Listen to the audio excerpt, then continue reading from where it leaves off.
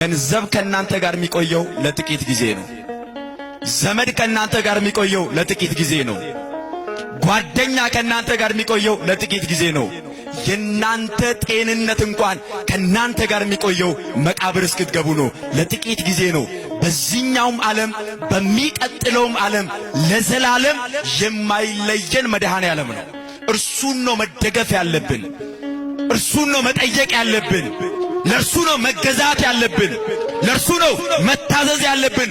ሁሉ ጊዜ መከራ ቢመጣ፣ ፈተና ቢመጣ፣ ስቃይ ቢመጣ፣ ሐዘን ቢመጣ ከሰማይ በታች የትኛውም ነገር በሕይወታችን ቢያጋጥመን ቶሎ ብለን ማስተዋል የሚገባን እግዚአብሔር ከኔ ጋር ነው፣ አልፈዋለሁ። ማን ከኔ ጋር ነው? መድኃኔ ዓለም ከኔ ጋር ነው፣ እሻገራለሁ። አማኑኤል ከኔ ጋር ነው፣ ድል አደርገዋለሁ ብለን ነው ማመን የሚገባን። ችግሩ ግን እኛ ሕይወት ውስጥ የሆነች ነገር ስትመጣ ያለንን ነው ቅድሚያ ምን ሰጠው። ገንዘብ ያለው ሰው በገንዘቡ የሚያሸንፍ ይመስለዋል። ስልጣን ያለው በስልጣኑ የሚሻገር ይመስለዋል። ዘመድ ያለው በዘመዱ የሚያልፈው ይመስለዋል። ገንዘብም ስልጣንም ዕውቀትም ብልሃትም ጉልበትም ኃይልም አላፊ ጠፊ ነው። ለዘላለም የሚያሻግር ማን ብቻ ነው? ክብርና ምስጋና ለስሙ ይሁን። አመስግኑት እግዚአብሔርን። ሕይወት በመካከላቸው ሳለ ስለ ሞት ይጨነቁ ነበር። በጣም ፈሩ፣ ደነገጡ። ከዚያ በኋላ ጌታ ሆይ አሉት። ጌታ ሆይ፣ ያው ቀኑን ሙሉ እየሰበከ ነው የዋለው፣ ቀኑን ሙሉ እያስተማረ ነው የዋለው። ደክሞታል፣ አንቀላፋ፣ ተኛ። ከዚያ በኋላ መጡና ጌታ ሆይ ስንጠፋ አይገድህምን? ልንሞት ነው፣ ልንጠፋ ነው። ውሃ ወደ ታንኳይቱ ሊገባ ነው። እባክህን አድነን፣ በሞትና በሕይወት መካከል ያለ ነው፣ ታደገን አሉት። መለመናቸውም አንድ ነገር ነው። እየሰማችሁ ነው አይደለ? እስኪ እንለምነው እግዚአብሔርን። አሁን መረዳት ያቃተን ትልቁ ነገር እግዚአብሔር አባታችን ነው። እግዚአብሔር ምናችን ነው? እንደ አባትነቱ ያደርግልናል። እንጠይቅኛል። ስለ ጸሎት ባስተማረበት ክፍል የቅዱስ ማቴዎስ ወንጌል ምዕራፍ 7 ላይ ጌታችን ኢየሱስ ክርስቶስ ቀድሞ ካስተማረ በኋላ ለምኑ ይሰጣችሁማል፣ ፈልጉ ታገኙማላችሁ፣ መዝጊያንም አንኳኩ ይከፈትላችሁማል እያለ እያስተማረ ቆየና ከዚያ በምሳሌ ደግሞ ነገራቸው።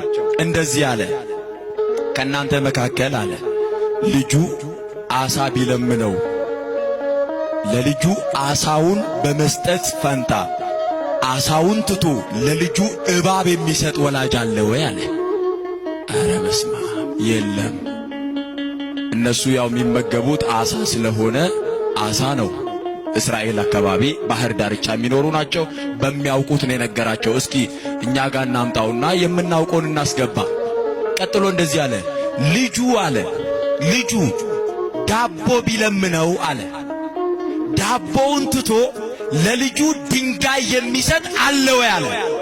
አረ የለም አሉት። ዳቦ ለጠየቀ እንጀራ ለጠየቀ ልጅ እንጀራ ይሰጠዋል።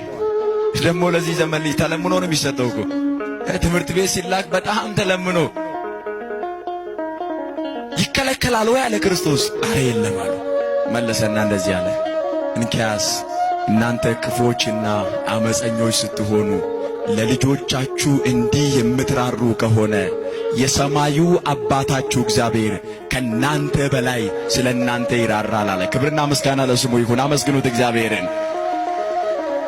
እንዳይመስላችሁ በጣም ብልጣብልጦች ስለሆንን፣ በጣም ጉልበት ስላለን፣ በጣም አቅም ስላለን፣ በጣም ማስተዋል ስለምንችል ጥበበኞች ስለሆንን አይደለም የኖርነው።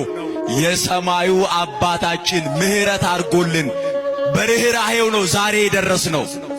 ስለዚህ እናንተ ለልጆቻችሁ እንዲህ የምትራሩ ከሆነ አለ ለልጆቻችሁ የምትጨነቁ የምታስቡ ከሆነ ያውም አመፀኞች ሆናችሁ፣ ያውም ኃጢአተኞች ሆናችሁ፣ ያውም ክፋት ሞልቶባችሁ፣ ነገር ግን ለልጆቻችሁ የምትራሩ ከሆነ የሰማዩ አባታችሁ ከናንተ በላይ ስለ እናንተ ያስባል፣ ደግሞም ይራራላችሁ።